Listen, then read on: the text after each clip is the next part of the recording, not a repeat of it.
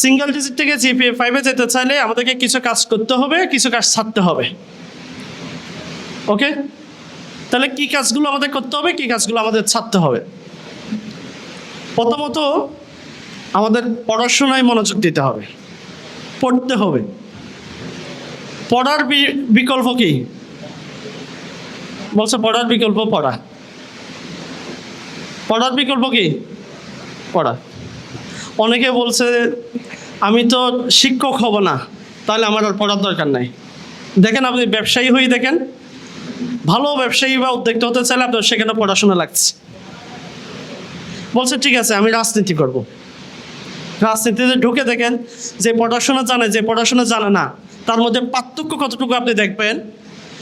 ওই রাজনীতিবিদকে আমলারা চালায়, আমলা দ্বারা সে পুরোটাই কাবু হয়ে যায়, নিজ থেকে কিছুই করতে পারে না, কিছুই বলতেও পারে না। তো যে কিছু করতেও পারে না, বলতেও পারে না, তার দ্বারা কি অধীনস্থ কেউ কোনো সুযোগ সুবিধা পাবে, উপকার পাবে, সোসাইটি উপকার পাবে? পাবে না। তাহলে এক্ষেত্রে আমাদের প্রথম যে কাজটা করা লাগবে বলছি, সেটা হচ্ছে পড়তে হবে। পড়ার কিছু নির্ধারিত সময় আছে, আমি গত একবার আলোচনায় করেছিলাম যে সময়টা এই লাইফে আমরা কোনোভাবে হেলাফেলা করতে পারি না। তার মধ্যে একটা হচ্ছে মর্নিং, একটা হচ্ছে ইভিনিং। এই দুইটা সময়, একটা হচ্ছে ফজরের পর, অনেকে ফজরের আগ থেকে শুরু করে, বিশেষ করে হ্যাপসকানায় যারা আছে তারা ফজরের আগে শুরু করে। আমাদেরকেও ছোটোবেলায় বলতো ফজরের আগে পড়ার জন্য। তবে আমরা যেটা অ্যাভারেজ সেটার ক্ষেত্রে বলতে পারি, মর্নিং যেটা আছে, ফজরের নামাজের পর কোরআন তেলাওয়াত করার পরেই আমরা কি করে দিব? পড়াশোনা শুরু করব। আরেকটা হচ্ছে ইভিনিং যেটা আছে, সন্ধ্যাবেলা। আসরের পর মাঠে গিয়ে খেলাধুলা হবে, খেলাধুলা শেষ করে এসে এরপর কি হবে? পড়াশোনা হবে। তো পড়াশোনার এই দুইটা অংশে কোনোভাবেই কি করা যাবে না, গাফিলতি করা যাবে না।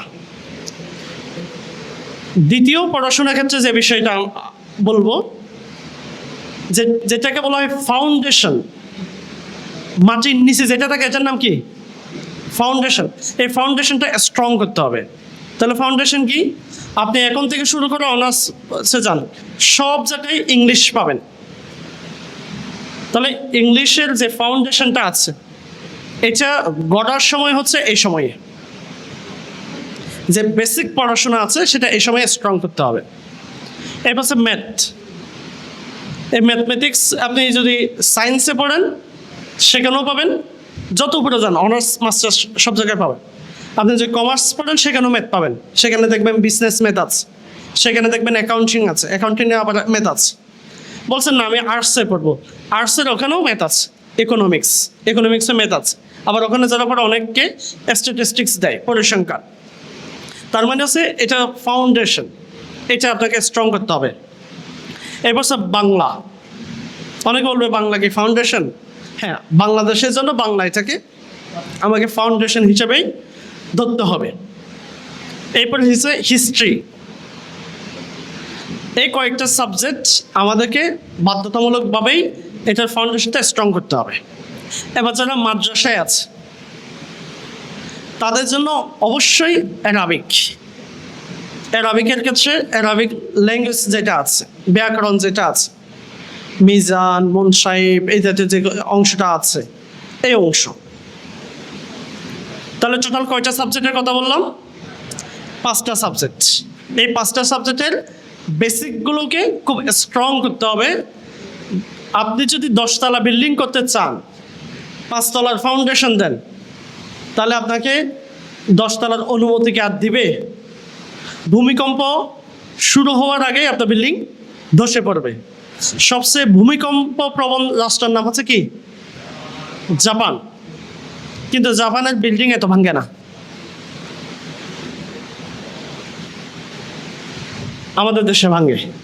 কারণ আমাদের দেশে ডোবার মধ্যে বিল্ডিং করে, ঠিক আছে? তারা এখানে ফাউন্ডেশন যদি আমরা স্ট্রং করতে পারি, তাহলে 5 তলার ফাউন্ডেশন দিলে উপরে 5 তলা তুলতে পারবো, 10 তলা ফাউন্ডেশন দিলে উপরে 10 তলা তুলতে পারবো। কারো জিপিএ ভালো আসা নাই, সে দেখবেন যে উপরে গিয়ে অনার্সে যে ফর্ম আছে, ভর্তি ফর্ম, সেই ভর্তি ফর্মটাও তোলার মতো যোগ্যতা পাচ্ছে না।